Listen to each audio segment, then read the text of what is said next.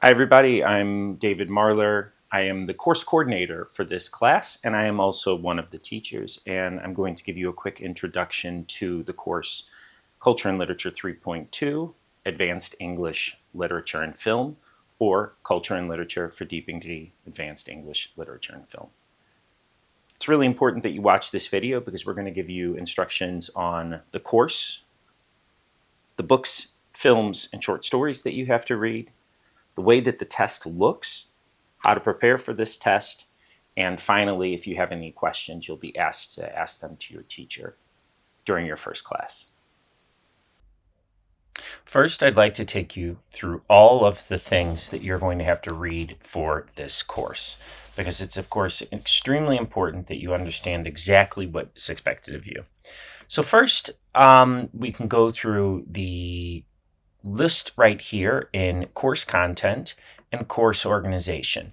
So for the course, you're going to have to read Alice Munro's Child's Play and Shirley Jackson's The Lottery in the first class. The novels that we're going to read in this course are Oscar Wilde's The Picture of Dorian Gray, George Orwell's 1984, James Baldwin's Giovanni's Room, Sylvia Plath's The Bell Jar, and Angie Thomas's The Hate You Give. On top of that, we will have to also watch a few films, such as Vertigo, August Osage County, A Streetcar Named Desire, Interstellar, Moonlight, and Whale Rider. Another important aspect of this class is going to be the testing. So it's important to remember that for this course, there are going to be 2 tests. Both will be in the form of a single essay. For the full time, the first essay will take place in the week of 17 to 23 March, and that first essay will be 30% of the final grade. The essay is a textual analysis. The second essay that you will have, which will take place in the exam week, is going to be worth 70% of this grade. This is going to be an open essay where you will get 1 to 3 questions, and you will just answer the question based on 2 works. For Essay 2, it's important to remember that you can write about 2 novels, or 1 novel and 1 film, or 1 novel and 1 short story. And it's important to remember that you cannot use the same book that you used for Essay 1. For the full time, the test is exactly the same. Essay 1 is worth 30%, Essay 2 is worth 70%. The only thing that's different is the testing date. Essay 1 is going to be in the week of 1 April, and Essay 2 is going to be at the exam week at the end of week 4. This is all available to you with the exact course date on Brightspace. So the course schedule for the part-time you can see here. This is, of course, something that takes place over the course of a 10-week period, and you can see here exactly what works are going to be covered on which dates. And likewise, you can also on Brightspace find the course schedule for the part-time. If you have any questions about this, please make sure to contact your teacher. Now, there is also an important thing to remember for students that are taking this course as a reset. So if you started in September of 2021, which means that you're currently in your 4th year of school here, remember that doesn't necessarily mean that you're in a 4th year group, that you can retake the course as it was last year. That means that Essay 1 and Essay 2 are both worth 50% of the final grade. That also means that there are a few differences here. If you fail Essay 1 or fail Essay 2, you have to retake the course. You will not pass the course, for instance, if you get Essay 2 7 or higher, so 70% or higher, which is a grade of 7 out of 10. Your test will not include Never Let Me Go, it will include Never Let Me Go and not 1984. And if you want to say, hey, actually, I just need to, I want to have that Essay 2 be worth, but that if I get a 7 out of 10, that I still pass, then you have to retake the course in its entirety. And then you can discuss with your teacher about that. You say, hey, I'm a 4th year student, but I want to retake the course in its entirety and take both essays again. You have to let your teacher know immediately so that they can see you and register you as a completely new student. In that case, you will have to do 1984. Now, On Brightspace, you will see a little box, and in that box, it will give for information for those resit students about which category they fall. So, for instance, in one is if you are a student who's actually been here for 5 years, which means that you've already taken the course twice or you were supposed to take the course twice.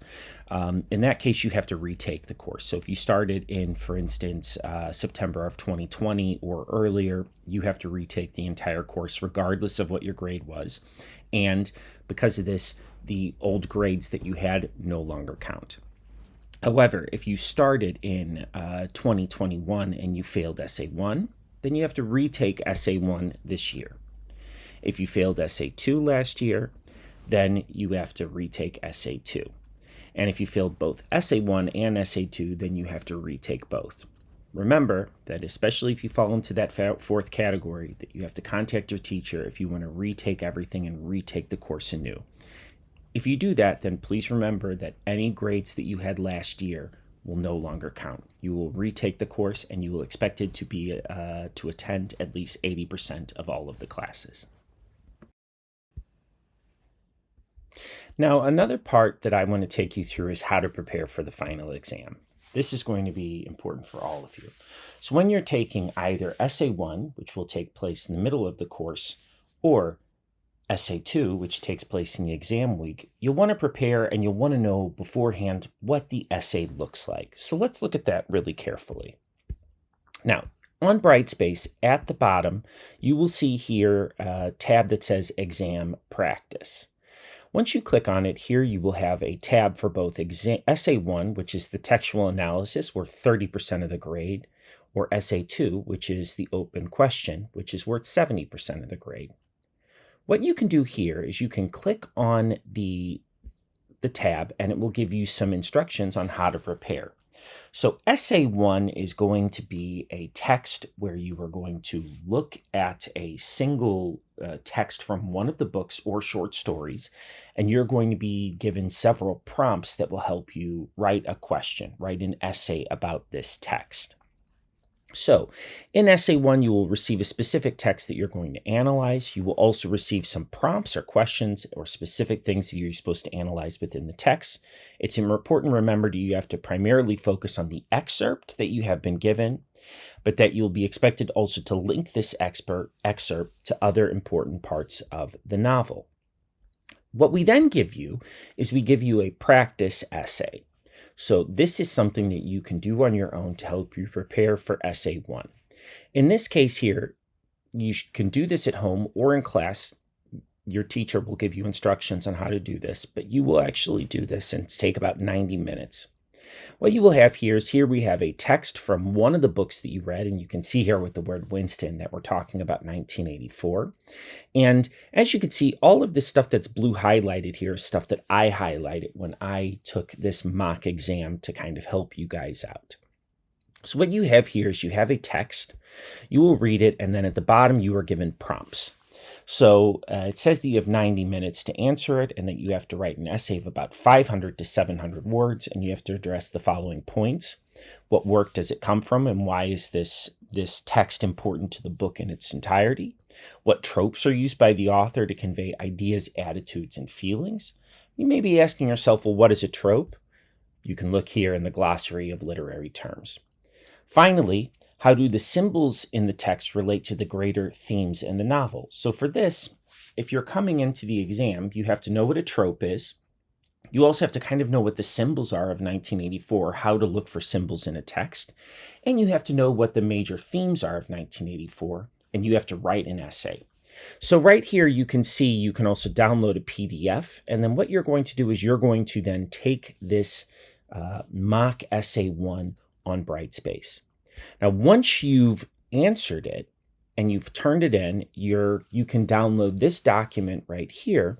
And in this document, you're going to, of course, once again see the question. And then here at the bottom, you're going to see 2 different answers. So please take time, make sure to do this, and this will help you prepare for one of the texts that you're going to have for Essay 1. Now, likewise for Essay 2, Essay 2 is a little bit different. Unlike Essay 1, in which we ask you to look at and analyze a specific text, with Essay 2, you're going to get 3 general questions.